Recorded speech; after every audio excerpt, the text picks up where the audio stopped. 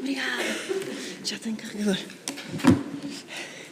Muito boa tarde, senhores deputados. Muito boa tarde, Dr. Fernando Araújo. Seja muito bem-vindo novamente a esta casa.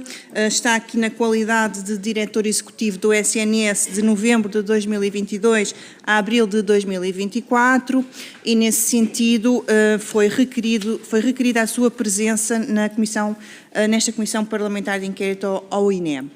Dizer aqui umas notas iniciais, dizer que as declarações que são feitas aqui no âmbito desta Comissão têm que ser naturalmente declarações feitas com a verdade, sob pena de poder cometer crime de falso testemunho. A grelha de tempos, o doutor foi informado que será, portanto, uma audição composta por 2 rondas. A primeira ronda, os grupos parlamentares podem inquirir diretamente o doutor e o doutor pode responder diretamente, não tem que lhe dar a palavra, podem fazer esse diálogo pergunta-resposta direta dentro do tempo limite do deputado. A segunda ronda é uma ronda mais curta, em que se ouvem todos os partidos e no final dá uma resposta conjunta. Pergunto-lhe se pretende fazer a intervenção inicial, que é facultativa.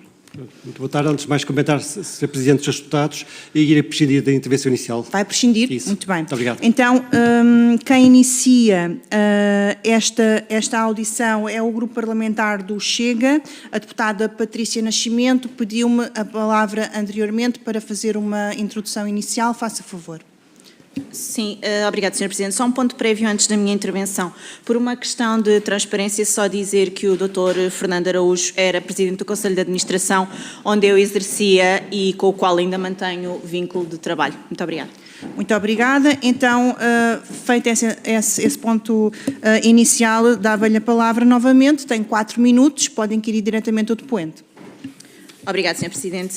Dr. Fernando Araújo, agradecer-lhe pela sua presença nesta CPI e mesmo que o INEM tenha uma autonomia orgânica, não se pode dizer que a emergência pré-hospitalar é exterior à direção executiva e a função institucional do diretor executivo implica a coordenação da rede assistencial e da resposta urgente, particularmente quando está em causa a reorganização de urgências, referenciação e de doentes sobre a pressão que há nos hospitais. E por isso é importante referir que já tivemos aqui a audição anterior do atual diretor executivo do SNS, o Dr. Álvaro Almeida, e pareceu que a direção executiva não tinha qualquer implicação direta no INEM. Portanto, gostava de começar as minhas perguntas de forma a perceber para que é que serviu em concreto a direção executiva durante o seu mandato, qual foi o objetivo que este cargo foi criado e quais foram os problemas na saúde identificados que levassem à criação deste cargo. Muito obrigado, Sra. Deputada Patrícia Nascimento. A direção executiva foi criada no âmbito do Estatuto do Serviço Nacional de Saúde, como tem noção, e os próprios estatutos da direção executiva foram criados antes da minha nomeação. Mas é claro, do diploma com que foi elaborado, que se pretendia que houvesse aqui uma gestão do SNS de uma forma inovadora, de uma forma que possibilitasse a articulação e a cooperação de todos os componentes do sistema, do SNS, que melhorasse esta capacidade de prestação de cuidados de saúde, desde a prevenção até à própria prestação e reabilitação. E era importante também, neste processo, conseguirmos garantir a participação dos cidadãos, a equidade também na própria sustentabilidade do sistema e uma capacidade de planeamento e organização técnica que melhorasse, que conseguisse aumentar o acesso e que desse uma resposta dinâmica, consistente às necessidades em saúde da população portuguesa. Aceitou liderar esta direção executiva numa fase em que a própria estrutura, segundo o vosso relatório também, sem estatutos, sem orgânica, sem serviços ainda, sem trabalhadores, com que base concreta é que assegurou então a coordenação dessa resposta assistencial do SNS que acabou de referir?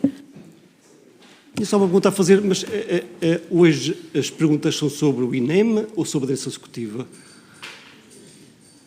É porque o objetivo, penso eu, no âmbito desta comissão era sobre o INEM, eventualmente a relação do INEM com a direção executiva, claro que sim, mas não sobre a criação, a constituição, digo eu, ou o desenvolvimento da direção executiva nos seus trabalhos, aos quais eu terei total abertura para responder naturalmente aos seus deputados. Dr. Fernando Araújo, esta é a CPI do INEM, mas você está aqui convocado enquanto diretor executivo do SNS, como a senhora Presidente acabou de referir na intervenção inicial, de novembro de 22 até abril de 24. E, portanto, é nessa qualidade que está aqui e é essas as questões que eu lhe estou a colocar. Muito bem. Pode-me... Senhor Deputado. Sim, Sra. Presidente, uma interpelação à mesa. Isto foi um pedido de esclarecimento do depoente à deputada que estava a inquirir e, portanto, o tempo não devia ter contado. O Sr. Dr. Fernando Araújo fez devolveu a pergunta à Sra. Deputada, devolveu uma pergunta à Sra. Deputada e a Sra. Deputada fez um esclarecimento sobre o que é que estava a inquirir. Portanto, agradeço que sejam retirados 20 segundos.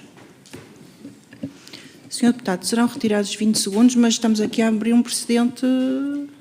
Mas eu entendo, eu só queria deixar claro uma coisa, nem sempre quem está a controlar o tempo consegue compreender isso, porque estão a fazer N coisas ao mesmo tempo, portanto, alertem-nos sempre que ocorra uma situação idêntica para que possamos adotar o mesmo procedimento para todos os senhores deputados. Está bem? Pronto, vamos contar 20 segundos e depois damos início outra vez à contagem no cronómetro, está bem? Faça favor, senhora deputada. Eu só pedia se pudesse repetir a pergunta, por favor, Sra. Deputada. Obrigado.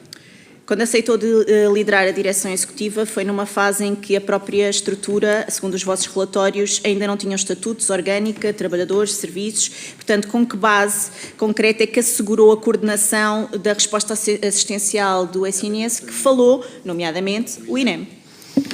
Muito bem, Sr. Deputado.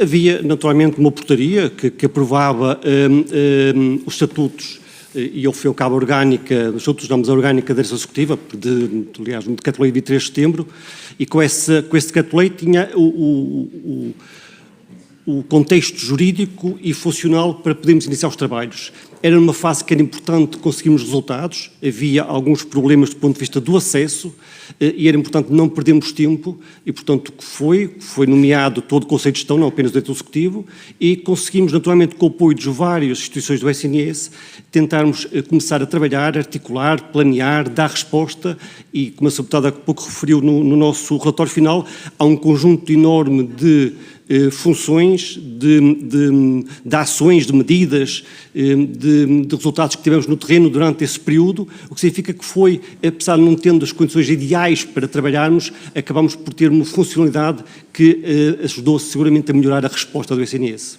Muito obrigado. Sempre se ouviu dizer que este cargo foi criado para o Dr. Fernando Araújo, portanto queria citar aqui umas palavras suas, que não queria ser obstáculo à nova tutela, e quando se demitiu, e portanto estava a admitir aqui a falta de confiança política, divergências estratégicas, ou porque o modelo já estava fragilizado e não tinha qualquer condição de execução? O modelo estava totalmente consistente e coerente. Nós tínhamos um programa para 3 anos, o objetivo era fazer os 3 anos, concluir este mandato e tentar atingir todos os objetivos com os quais nós não tínhamos comprometido. Tínhamos um plano, tínhamos uma estratégia, tínhamos um conjunto de ações que estavam a ser implementadas no terreno, com resultados, e, portanto, o objetivo inicial nosso era tentar cumprir o mandato, naturalmente com lealdade para todos os órgãos institucionais, como era nosso dever, mas era tentar concluí-lo. Tivemos, enfim, a percepção de que não havia essa base, pelo menos de apoio político, de confiança no nosso trabalho e, portanto, mais que andarmos com guerras institucionais que não beneficiavam nem o SNS, nem o Estado português, resolvemos sair dando total espaço e liberdade para quem tivesse que tomar decisões pudesse realmente nomear, alterar, mudar e implementar as políticas que considerasse mais adequadas para o SNS.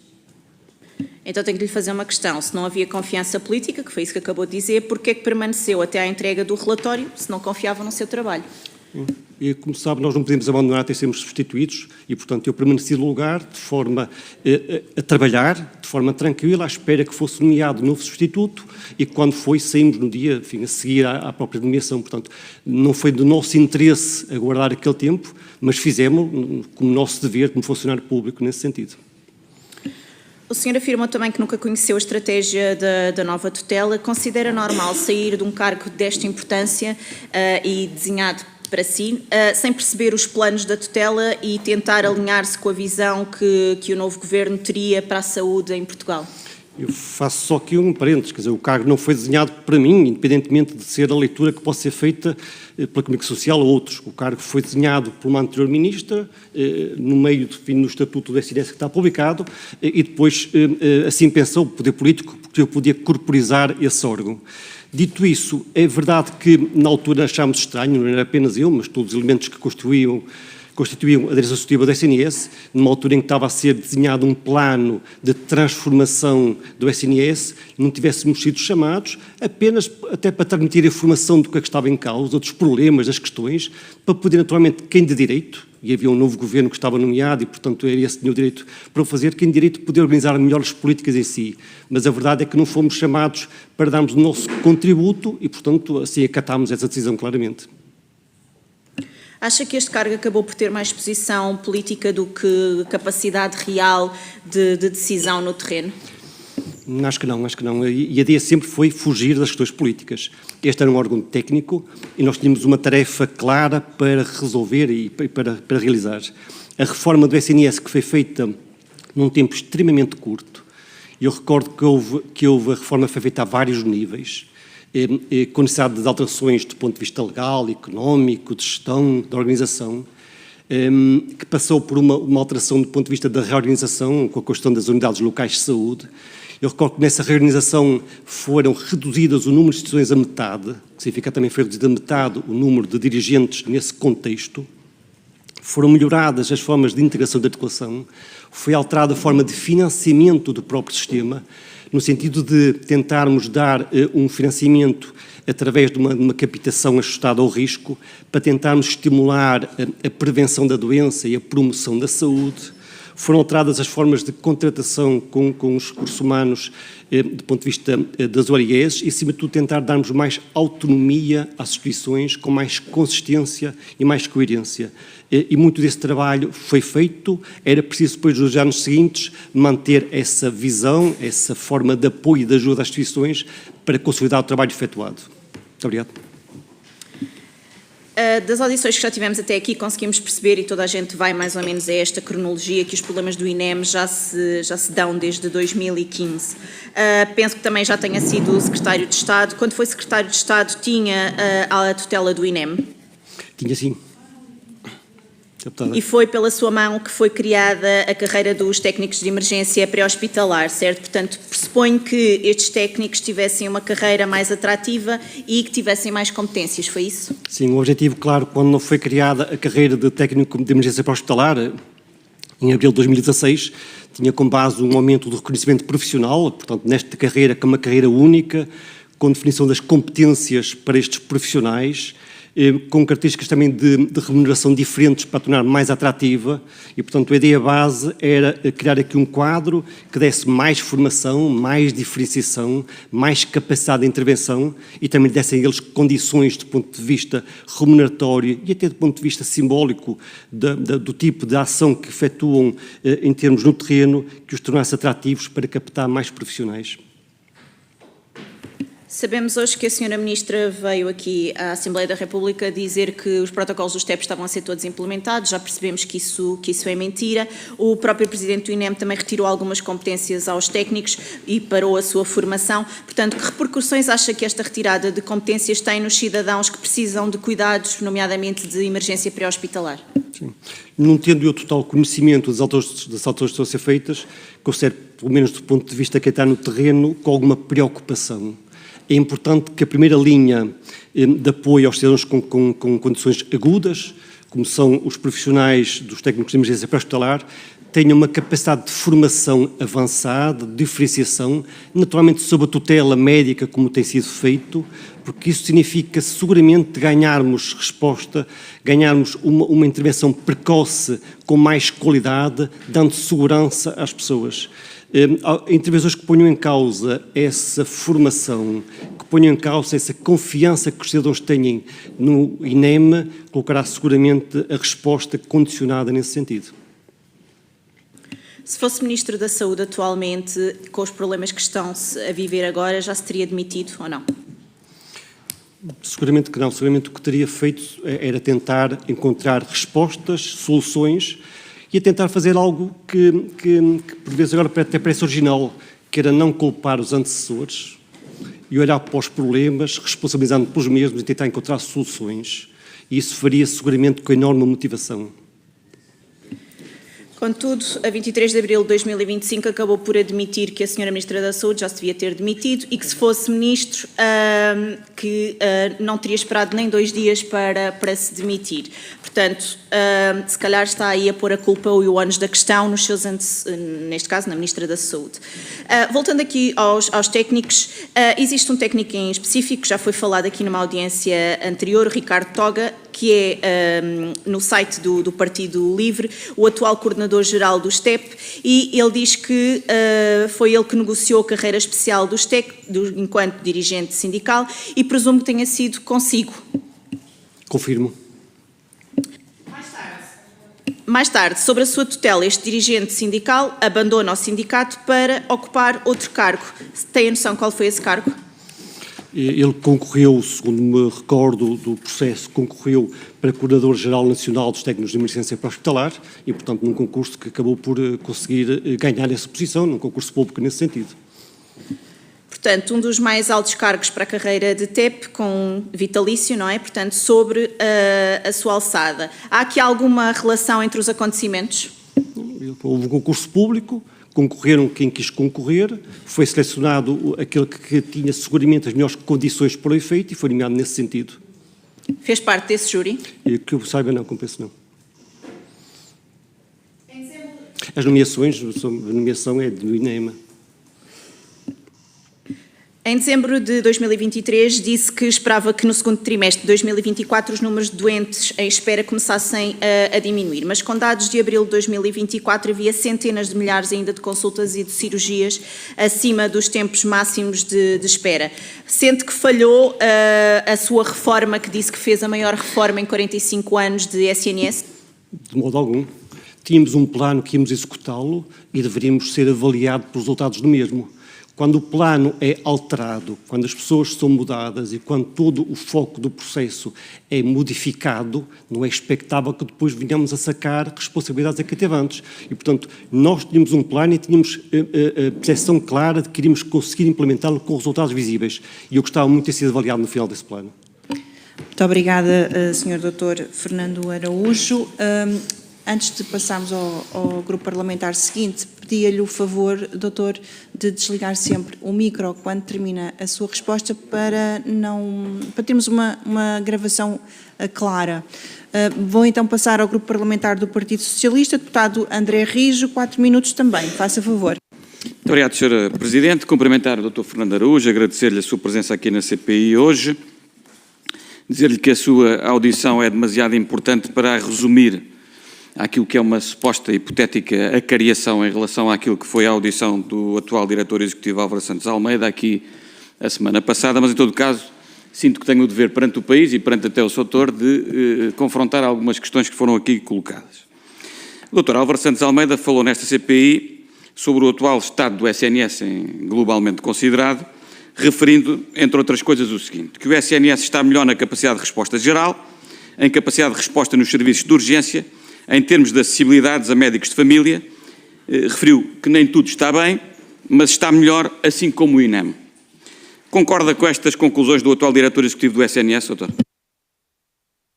Muito obrigado, Sr. Deputado. Eu gostava primeiro de dizer que não queria muito, ou não gosto, não quero, nem pretendo comentar afirmações de quem me sucedeu. Do ponto de vista ético, acho que não faz sentido.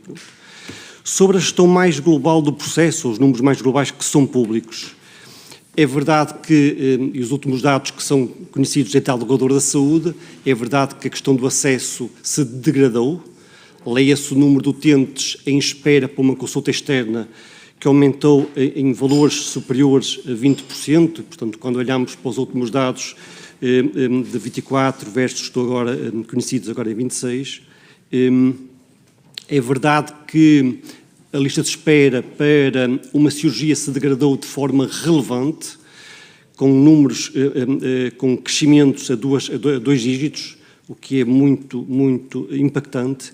É verdade que a própria lista de espera para a cirurgia oncológica, que era um objetivo fulcral também ter terminado, se mantém, uma lista que até teve crescimento último nesse sentido, e, portanto, deixa-nos aqui algumas dúvidas sobre a real capacidade do plano que foi implementado em termos de resultados para o país. Obrigado. O Sr. referiu dados da entidade reguladora da saúde, segundo percebi. Relativamente a partos em ambulâncias e na via pública, tem recordação se, no tempo em que exerceu funções, eles eram em número superior aos atualmente verificados? Os dados que se conhecem são os dados que estão na comunicação social e que aparentemente demonstram um crescimento face ao que existia no passado, mas volto a dizer, são os dados que conheço, são os que existem na comunicação social. E relativamente a urgências fechadas? Os dados também que eu conheço atualmente são os dados que existem na comunicação social, volto a dizer.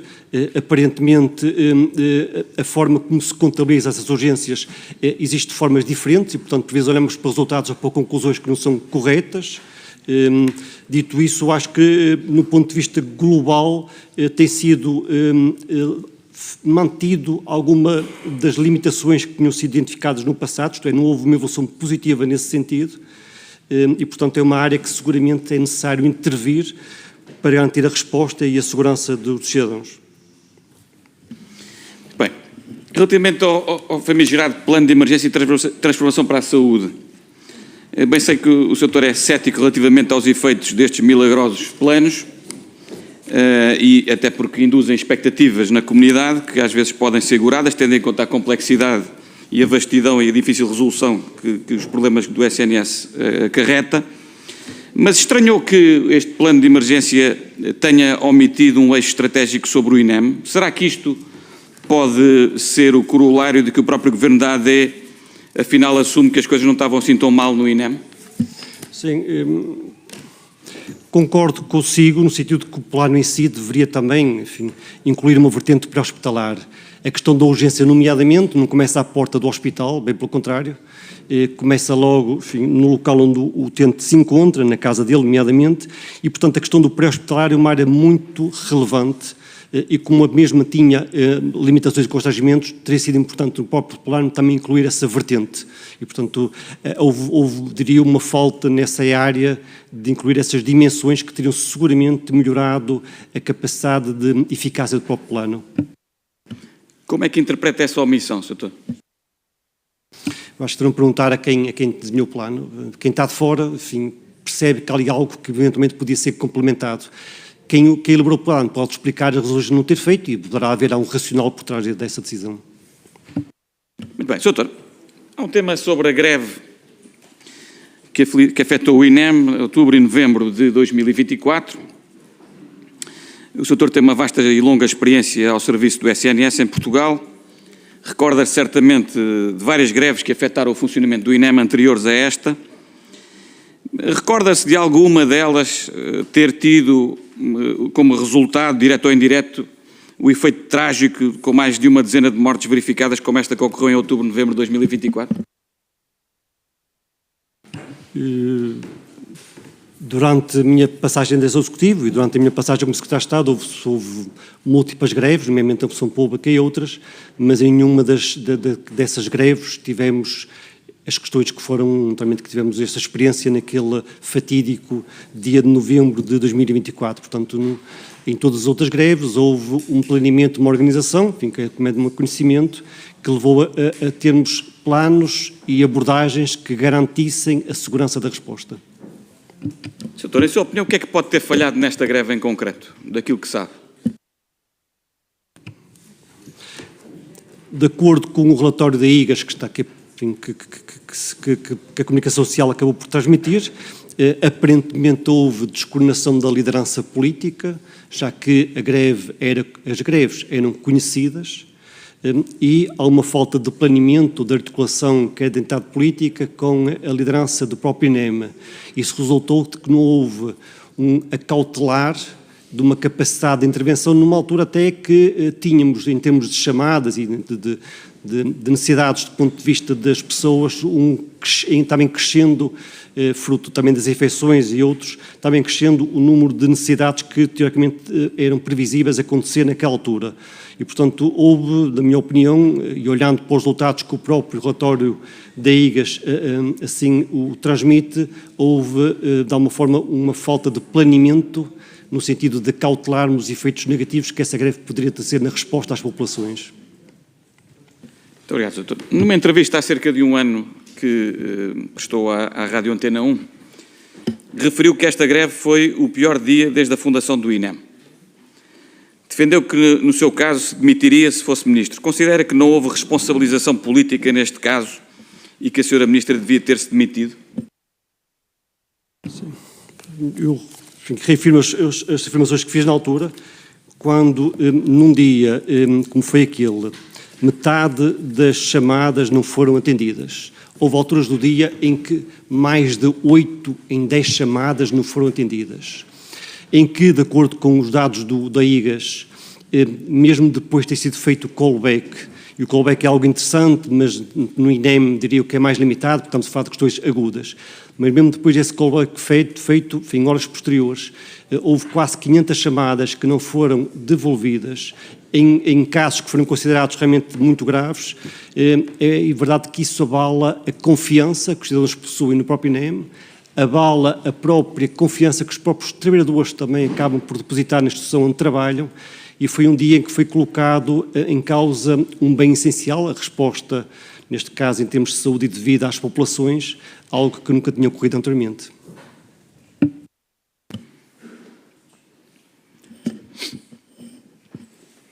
Portanto, então, segundo lei das suas palavras, em sua opinião, não houve uma responsabilização, a assunção de uma responsabilização política em resposta àquele que foi o pior dia da história do INEM, usando as suas palavras. Confirmo que essa é a minha interpretação, não houve uma responsabilização política que, na minha opinião, devia ter havido, e acabaram por ser responsabilizados técnicos que estavam a trabalhar naquele dia, que considero, apesar de tudo, algo infeliz no meio deste processo todo. Doutor, nós temos assistido a alguma instabilidade diretiva, não só no INEM, mas também a nível das gestões hospitalares. Durante o mandato da atual Ministra da Saúde existiram 3 a 4 presidentes diferentes do INEM num curto espaço de tempo.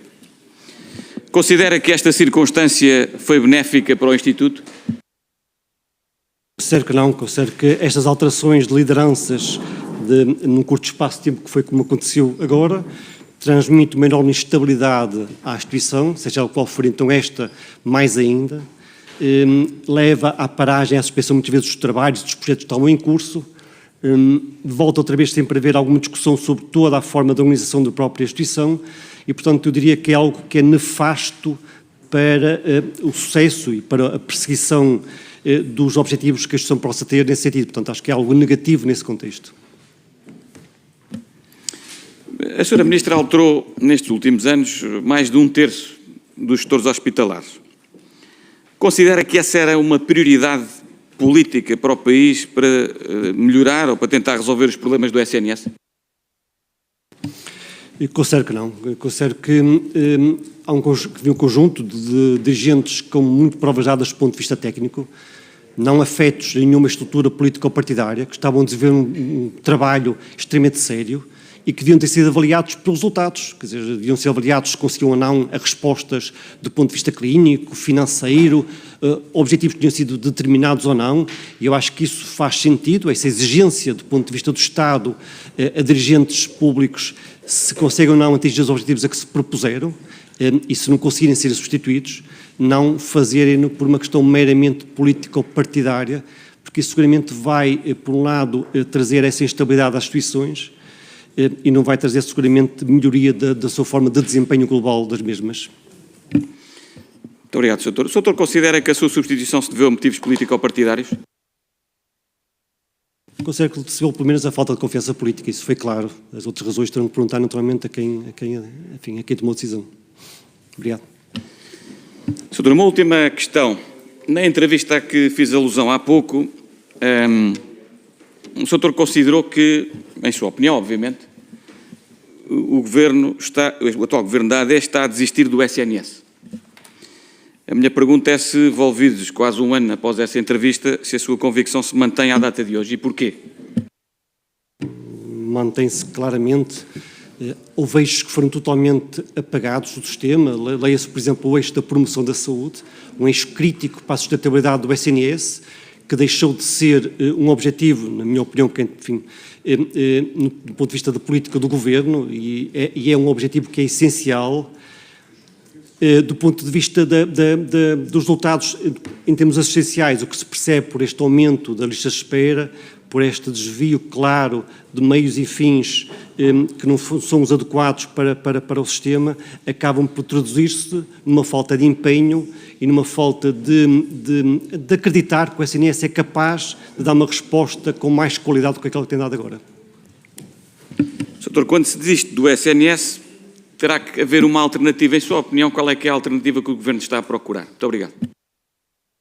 Acho que terá que perguntar ao próprio membro do Governo, aos próprios membros do Governo, porque por vezes eu tenho dúvidas sobre qual é a alternativa clara que estão a tentar perseguir. Muito obrigado. Muito obrigada. Vamos então passar ao grupo parlamentar do PSD. Deputada Isabel Fernandes, 4 minutos, tem a palavra. Muito obrigada, Sra. Presidente. Cumprimento o Dr. Fernando Araújo. Muito obrigada pela sua presença aqui. Esta comissão de inquérito tem também por propósito avaliar as tutelas políticas sobre o Instituto Nacional de Emergência Médica e perceber se, em que medida, ou por ação ou por omissão, podem ter contribuído para a fragilização do sistema de emergência médica em Portugal. E, só para, de forma tranquila, para nos situarmos, no setor da saúde, o Dr. Fernando Araújo, apesar de serem públicas, pode enumerar as funções e de que natureza executiva exerceu até hoje? Sim, como Presidente da RS de Norte, como Secretário de Estado Adjunto e da Saúde, como Presidente do Centro Hospitalar Universitário de São João e como Diretor Executivo. Muito obrigada. Em 2024, o Dr. Fernando Araújo, e para para darmos fim a esta narrativa também do Partido Socialista em relação ao seu pedido de demissão enquanto diretor executivo, perguntava claramente se o senhor foi demitido ou se demitiu das funções de diretor executivo do SNS. Como é público, fui eu que apresentei a demissão. Portanto, formalmente fui eu que apresentei a demissão, com base, volto a dizer, numa falta de confiança política que tivemos do lado da tutela.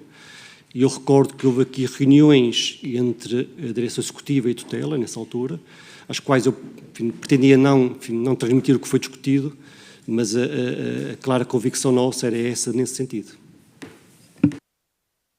Muito bem. E também em relação à confiança política e para também deixar aqui um bocadinho claro que não se pode, muitas vezes nas funções, ou sempre nas funções que desempenhou, afastar aquele que é o projeto técnico do projeto político. Em maio do ano passado, o senhor afirmou, a propósito da greve do INEM, e as palavras são suas, este é o padrão que o Ministério da Saúde nos tem habituado. Nas crises desaparece, esconde-se nenhuma assunção de responsabilidades, nada. E por isso vos pergunto, camaradas, é na AD que querem confiar o destino da vossa saúde?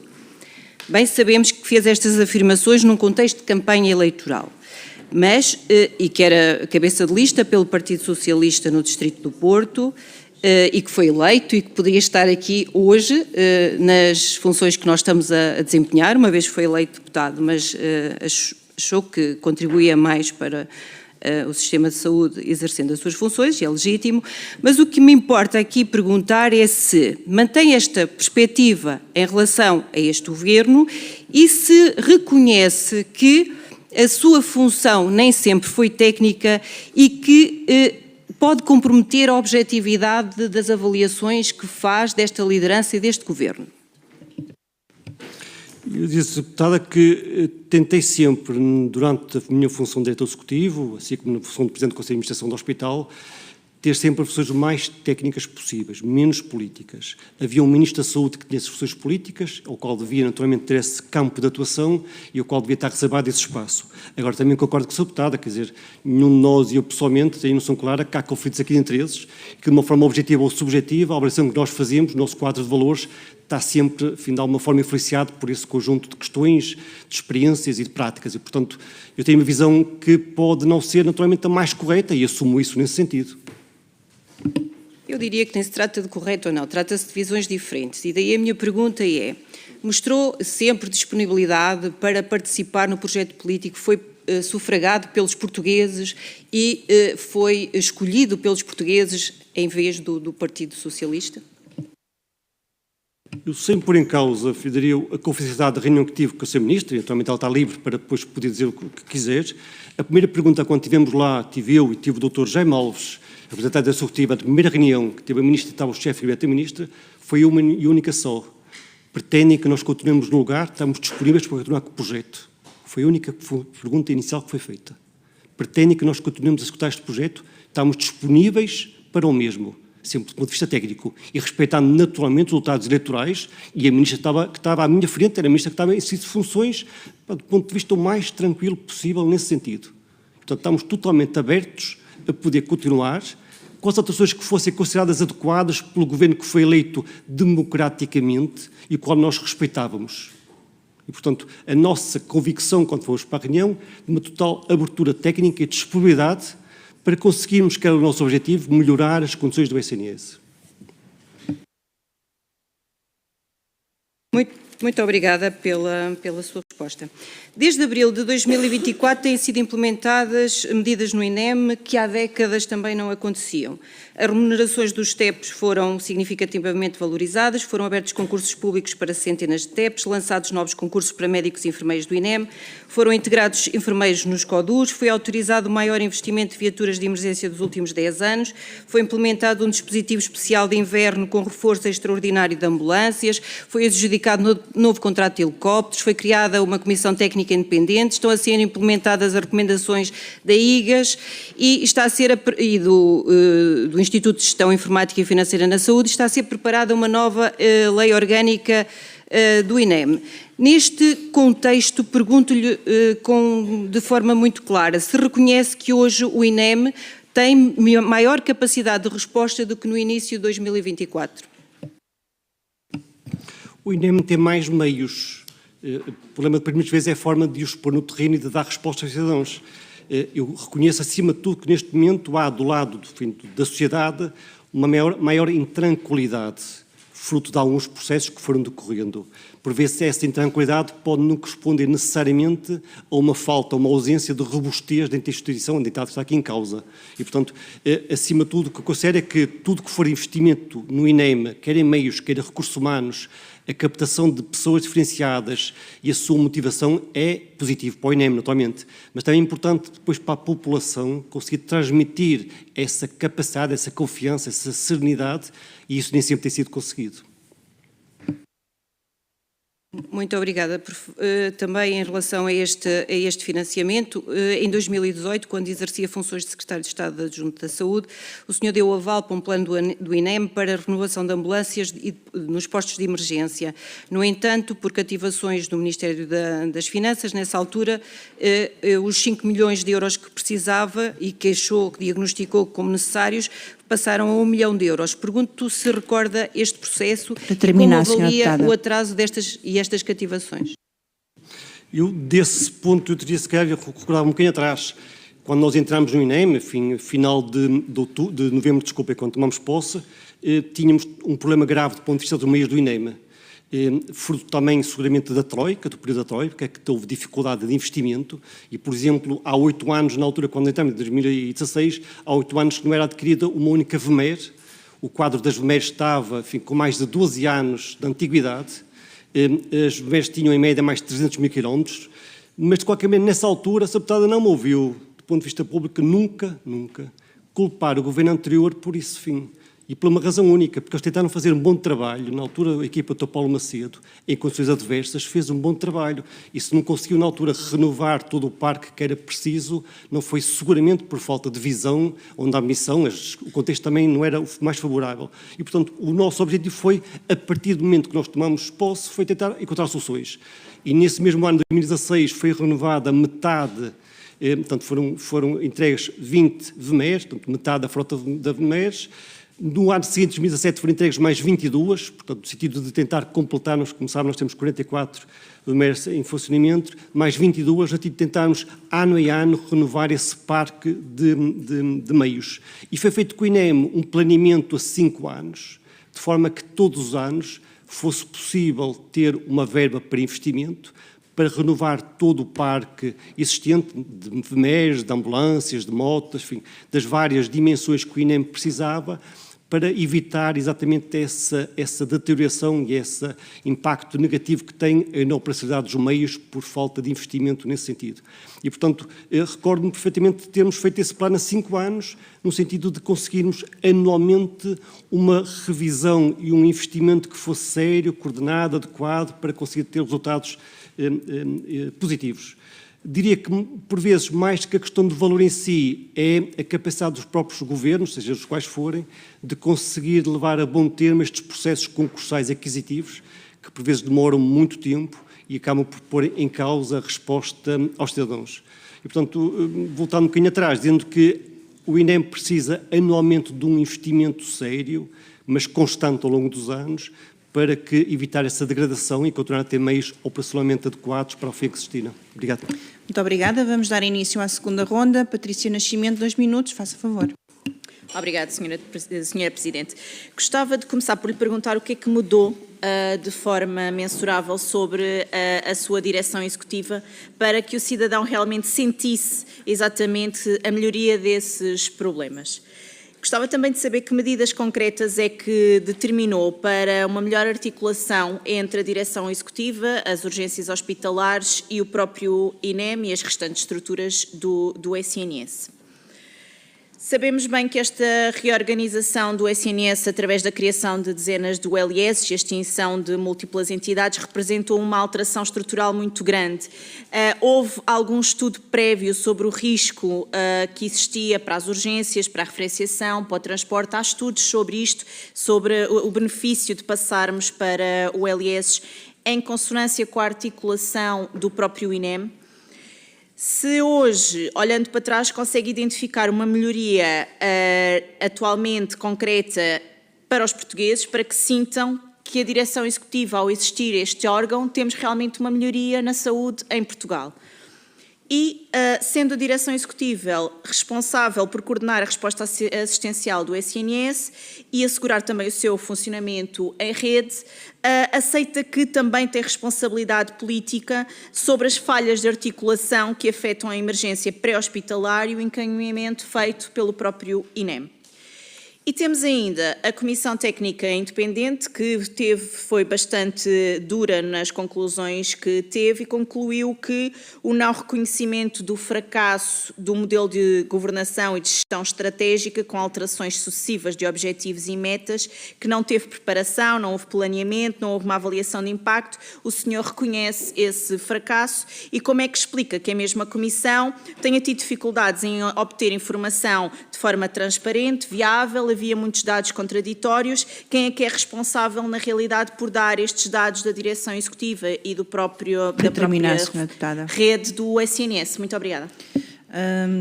Senhor, agora é... Peço desculpa.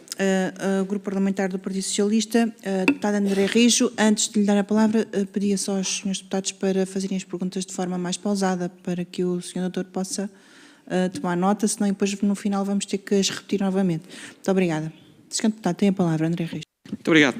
Sr. Doutor, em primeiro lugar, uma palavra de agradecimento, em termos de comentário, que é, ainda bem que veio recordar a esta CPI, a renovação que pôde operar das frotas VMER no INEM, porque é algo que sistematicamente nós ouvimos muito repetidamente, os investimentos, e se esquece sempre o Grupo Parlamentar do PS, certamente por um lapso de esquecimento de referir essa rúbrica da VMER.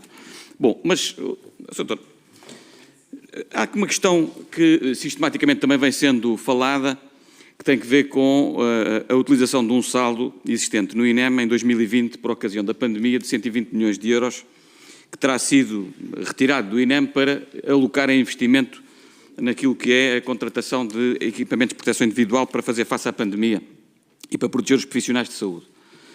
O Dr. Álvaro Santos Almeida referiu que retirar é sempre mau, pois isso retira a autonomia estratégica ao INEM.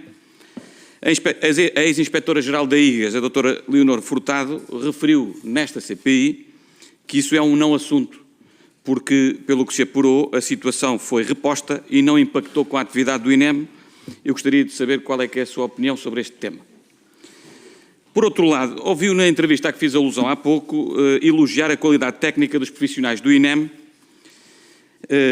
Em sua opinião, que medidas deviam ser implementadas para melhorar a resposta e a eficácia da resposta do INEM à população, já que o problema não será a qualidade dos seus profissionais?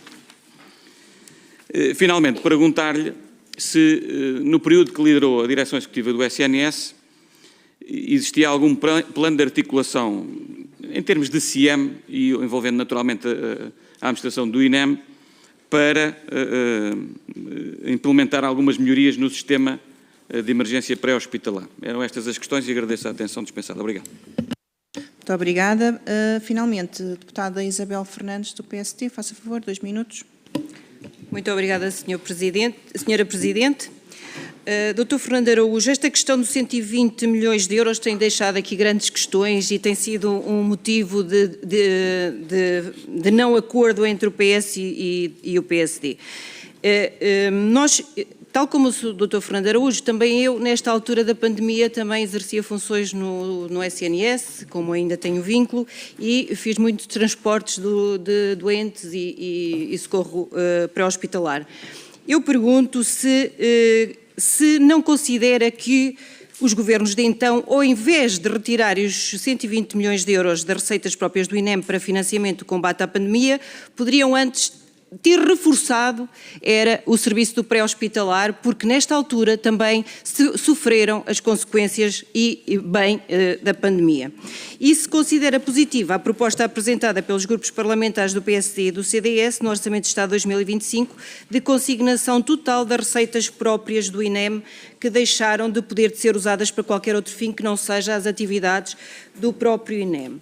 Outra questão, Dr. Fernando Araújo, que não podia deixar é que eu encontrei e acho incrível esta sua entrevista de 2008 e na revista da secção regional do Norte da Ordem dos Médicos, em que o senhor falou enquanto uma das pessoas que liderou a reorganização das urgências do Norte, e tenho a dizer que da nossa parte só há reconhecimento por esta reorganização. No entanto, durante o tempo, e acredito que tenha sido essa a expectativa de quem criou a direção executiva, mas também do Dr. Fernando Araújo, de fazer o mesmo a nível nacional, eu pergunto quais as dificuldades que encontrou para reorganizar as urgências e, na sua opinião, qual é o principal fator que impede uma reorganização eficaz da rede de urgências hospitalares em Portugal? Muito obrigada, Sra. Deputada. Sr. Dr. Fernando Araújo tem a palavra para uma resposta conjunta. Faça favor. Muito obrigado, Sr. Deputados, pelas perguntas colocadas. Eu ia passar, enfim, a questões que são transversais e começar por estas transversais, e começando até pela articulação que houve entre a direção executiva e o próprio INEM. Foi uma articulação extremamente profícua. Nós tínhamos reuniões, eventualmente semanais com o INEM, mas tínhamos contactos diários, de forma a resolver quer os problemas pontuais, quer definir políticas a médio e longo prazo. E tive com o Dr. Luís Meira, que devo deixar aqui ficar um sublinhar por alguém de caráter, um dirigente íntegro, idóneo e um homem que defendeu sempre o bem público, que nos ajudou, do ponto de vista da direção executiva, a tentarmos realmente articular e a dar uma resposta consistente do lado do SNS às necessidades. Eu recordo 3 ou 4 questões aqui que vale a pena sublinhar como exemplos. O programa Ligantes Salve Vidas, que está neste momento em execução por este Governo, que foi começado na altura pela própria direção executiva, com muitas críticas até de alguns deputados aqui desta Assembleia. O facto é que ele veio a provar-se com resultados favoráveis, e depois levou ao governo seguinte, que apesar de inicialmente ter colocado questões, a implementá-lo de forma alargada ao resto do país. E esse programa, esse projeto só foi possível iniciar-se através de uma profunda ligação com o INEM. Portanto, o INEM participou ativamente de todas as reuniões, discussões, e o plano foi concebido nessa integração de alinhamentos e de perspectivas. Recordo, por exemplo, a questão dos protocolos com blocos de partos convencionados, aqui na região de Lisboa, maternidades privadas, dos quais o INEM tinha um papel fundamental na gestão desses acionamentos, desses, enfim, encaminhamentos de grávidas para essas instituições, sob uma liderança estratégica que foi feita da direção executiva, mas foi feito o trabalho muito parcial pelo lado do INEM e correu sem qualquer questão. Numa altura extremamente sensível, não houve um único caso que tivesse levantado problemas do ponto de vista do INEM. Recordo, por exemplo, até porque agora há discussão muito sobre as redes de referenciação, nomeadamente da cirurgia cardíaca, recordo que nós, enquanto direção executiva, eu sei que as coisas passam depressa, as pessoas esquecem-se, foi aberta uma unidade de diagnóstico e intervenção cardíaca, enfim, hemodinâmica, no Hospital de Guimarães, um processo que já se arrastava há muitos anos, de uma forma dialogante, com o INEM muito presente, com a Ordem dos Médicos, com a Direção-Geral de Saúde, com os representantes das redes de referenciação hospitalar de cardiologia, cirurgia cardíaca e cardiologia pediátrica, e foi uma unidade aberta a contento de todos, que tem funcionado de forma exemplar. Uns meses mais tarde abrimos uma unidade semelhante em Aveiro, que também não tinha. As pessoas que tinham patologia cardíaca aguda em Aveiro teriam que sempre ser referenciadas para o Norte, para Gaia ou para Coimbra, e havia lá capacidade e havia competência para esse fim.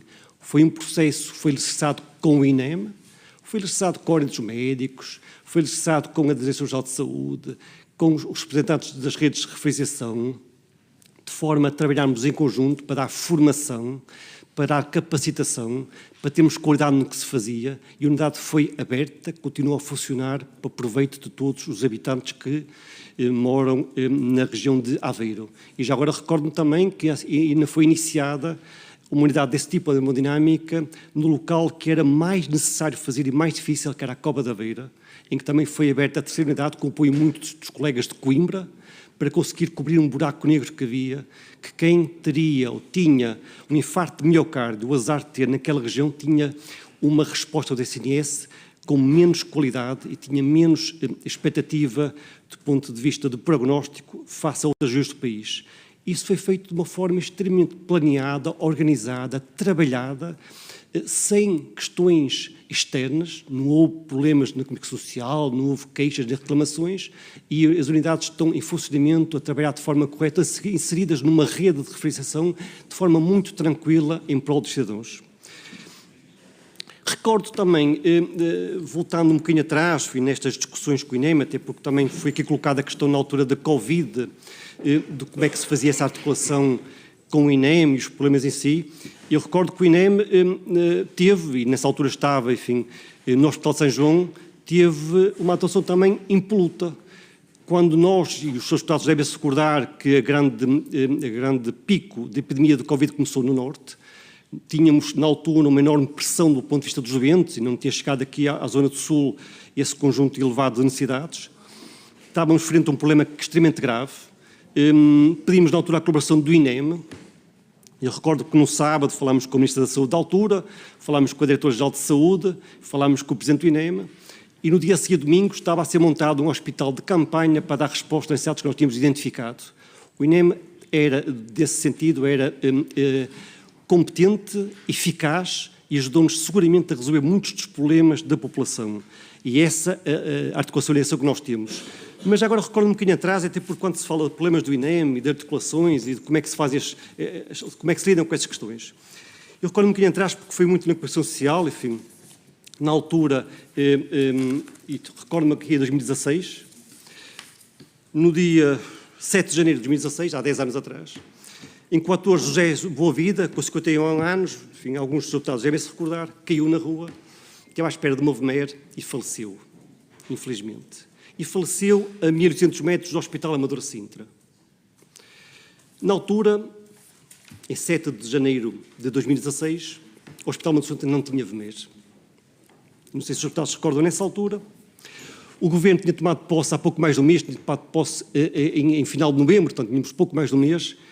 Havia a legislação do Governo anterior que referia que todos os hospitais com urgências polivalentes e médico-cirúrgicas tinham que ter VMEs, e nós pensámos que todas teriam. Infelizmente, tivemos a saber naquele dia, tínhamos tomado, volto a dizer, posse há pouco mais de um mês, que nem todos tinham. Havia 2 hospitais no país que não tinham VMEs.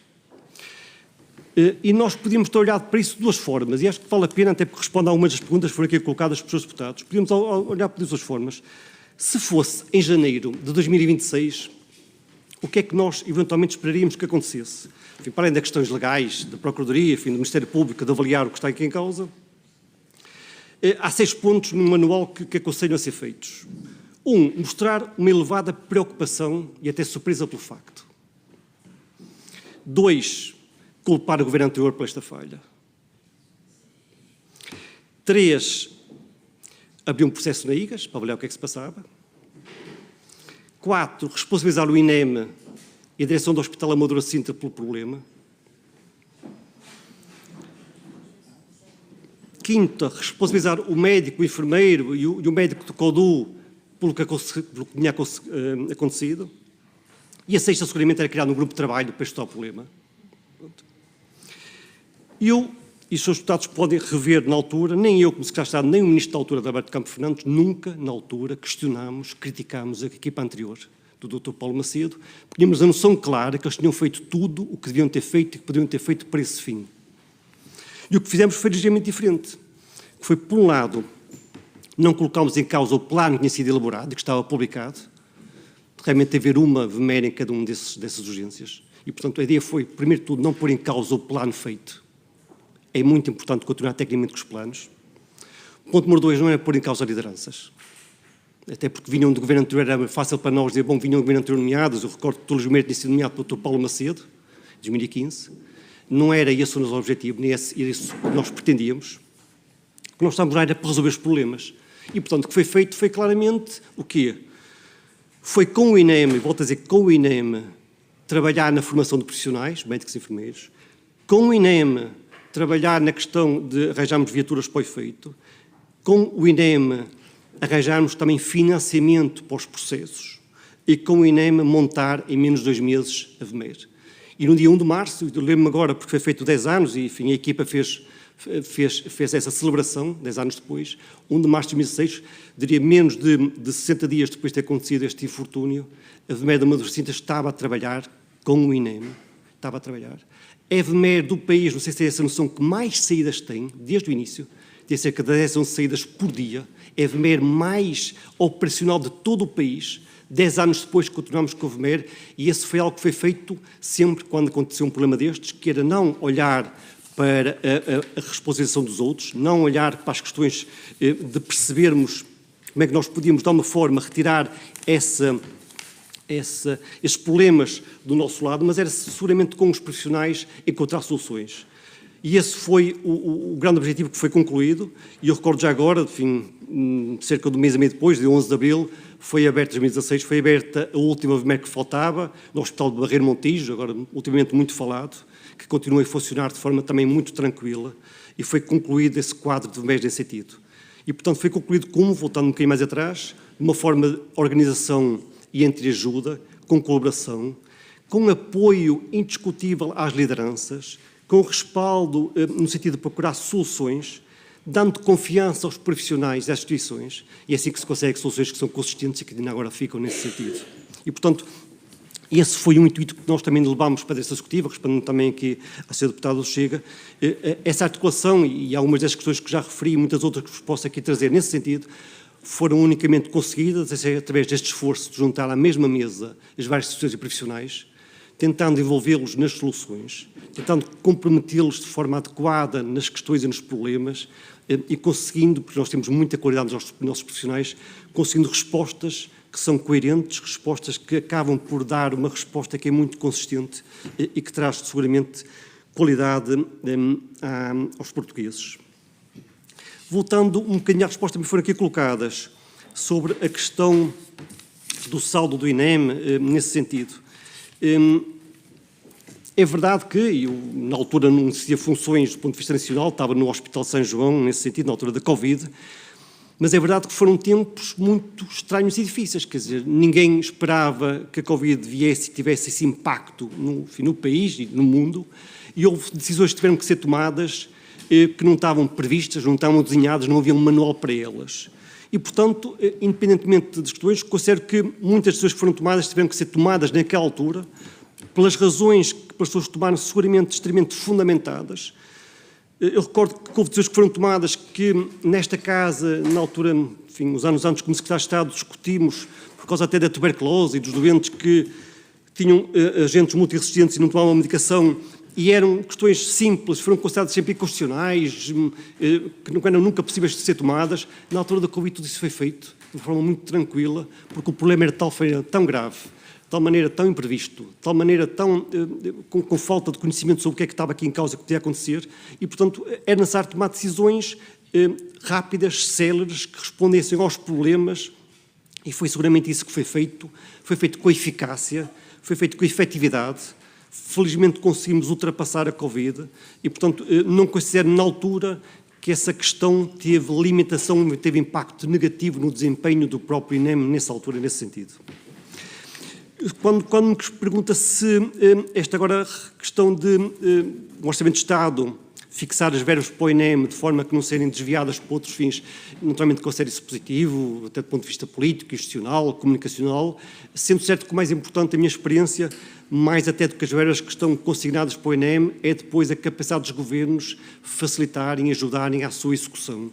E, portanto, muitas vezes o que acontece é que, apesar de tudo, não é a falta de dinheiro que está aqui em causa, é, por vezes, os processos administrativos, a burocracia, a litigância e outros, que colocam em causa o seu uso adequado. E, portanto, eu diria que é uma medida que, do ponto de vista simbólico, acho que é interessante, não é suficiente para conseguirmos garantir que o investimento no INEM vai ser feito em tempo útil para esse fim.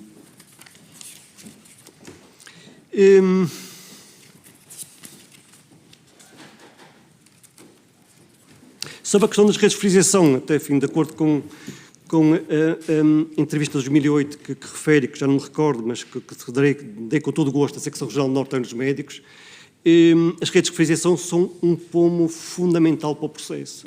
Eu recordo que nós, enquanto direção executiva, aprovámos as redes de fidelização, e eu lembro perfeitamente destas, porque agora voltou outra vez à lida nestes últimos tempos, as redes de fidelização, por exemplo, da cardiologia, da cirurgia cardíaca e da cardiologia pediátrica, propostas por um grupo de peritos nacionais de mais elevada competência, reconhecidos pelos pares nacionais, que no final de 23 aprovaram, foi publicado, do ponto de vista, enfim, até no site da Direção Executiva e em todos os locais.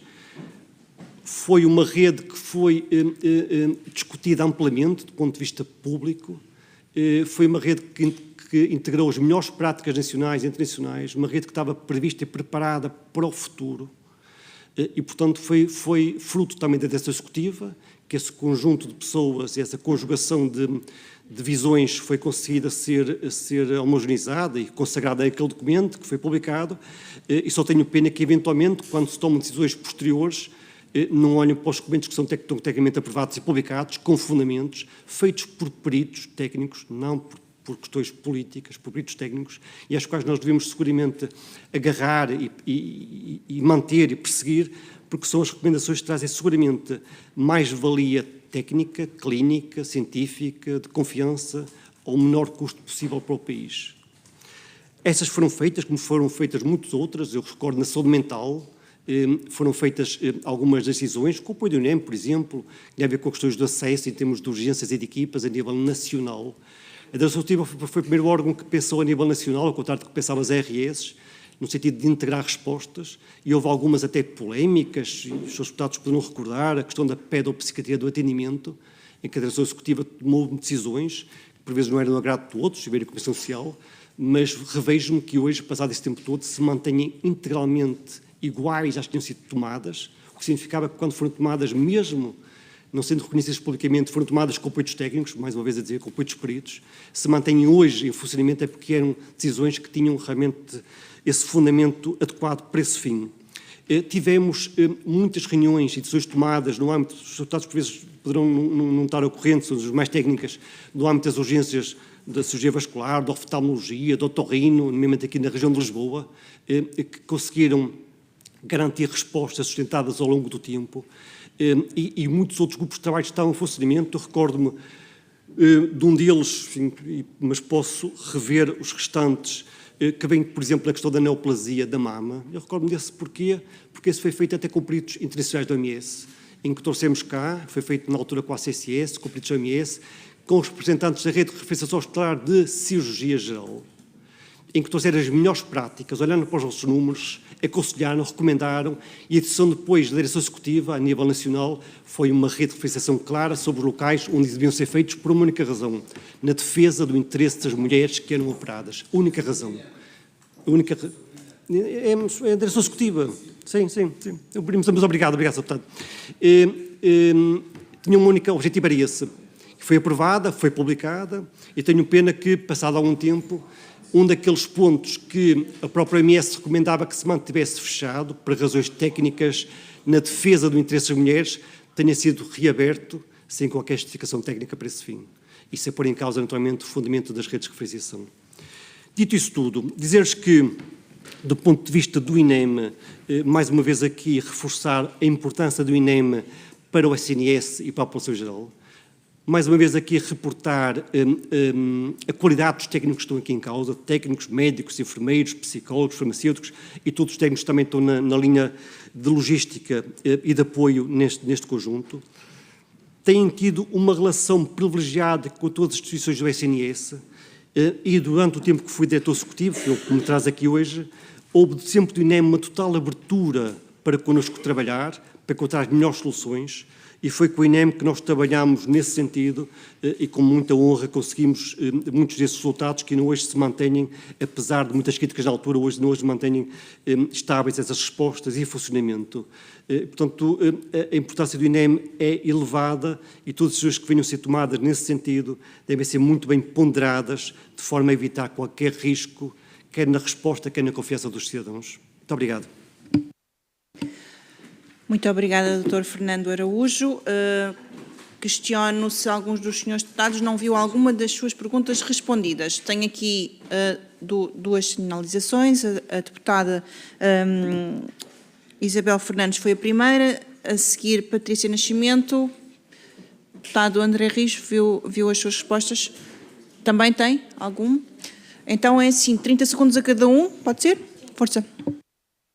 Obrigada, Sr. Presidente. Dr. Fernando Araújo, por entender exatamente, entendo que não respondeu à minha pergunta, que é que porque que durante o tempo em que, quase 5 anos, em que foi diretor executivo e secretário de Estado da Saúde, não conseguiu, não foi possível, e entendo que não tenha sido até por falta de vontade, e exatamente porque é um processo não de culpabilização, mas de melhoria contínua, e nós estamos neste processo e precisamos de entender, e continua a ser uma crítica neste local, na Casa da Democracia, porque é que não se conseguiu reorganizar a rede de urgências a sul do país. Muito obrigada.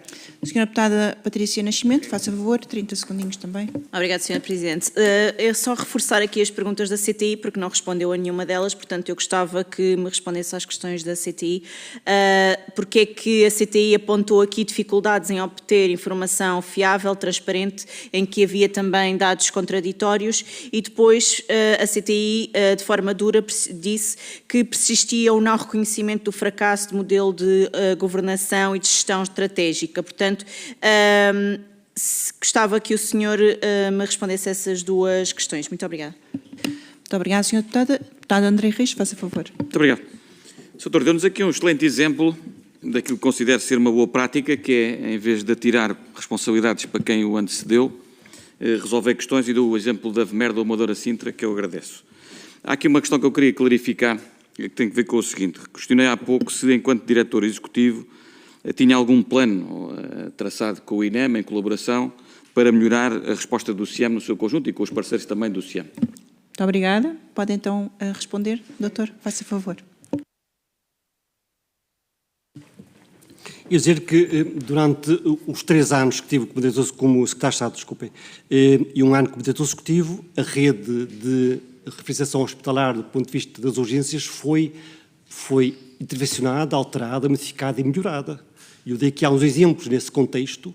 Eu recordo-me como de secretário de Estado, eu posso rever isso, deputada, se eu precisar, o número de redes de referenciação hospitalar que foram aprovadas. Foi o maior número de sempre no mandato do Ministério, o maior número de sempre. Pode rever, estão publicadas, estão com datas e nesse sentido. E qualquer uma das redes implicava a resposta aguda de urgência, qualquer uma delas, em que dizia o quê? O que é que tinham que ter, onde é que devia ter, para onde é que devia referenciar ao nível seguinte, e, portanto, que soluções é que devia ter. Eu volto a dizer, para não haver dúvidas, nesta Casa da Democracia, o maior número de redes de referenciação que foram aprovadas, leia-se, trabalhadas com peritos e aprovadas e publicadas, foi durante o tempo em que nós estávamos como secretário de Estado da Saúde, da Junta de Saúde.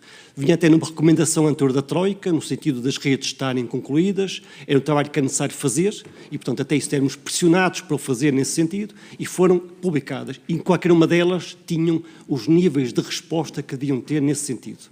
E eu, nessa altura, quando era secretário de Estado, não me recordo de problemas nesse sentido, em termos de resposta de urgência nesse âmbito.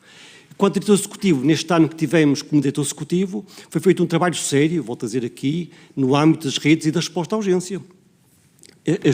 As questões que foram colocadas no âmbito, enfim, dei aqui há uns exemplos de algumas daquelas urgências do sul do país que foram trabalhadas, o otorrino, o oftalmo, o vascular, a gastro. E já falávamos, a obstetricia também, a obstetrícia e a ecologia. Pela primeira vez, o Sr. Deputado tinha uma visão global do país. Nunca tal tinha existido uma visão global sobre a rede. As primeiras imagens, soluções, decisões sobre a rede do país foi na altura que havia a direção executiva. Antes disso, a Sra. Deputada não tinha essa noção nem havia essa publicação. O esforço que foi feito com todos os intervenientes, incluindo com o INEM, foi muito elevado, no sentido de termos respostas para as pessoas que nos procuravam. E, portanto, dizer-lhes que esse trabalho estava a ser feito, naturalmente que foi interrompido, estamos num primeiro de 3 anos, de mandato, e havia um plano para cada um desses atos, nesse período. O primeiro ano foi concluído, na nossa opinião, com elevado grau de sucesso, sobre o que tinha sido feito e o que estava planeado fazer após os anos seguintes.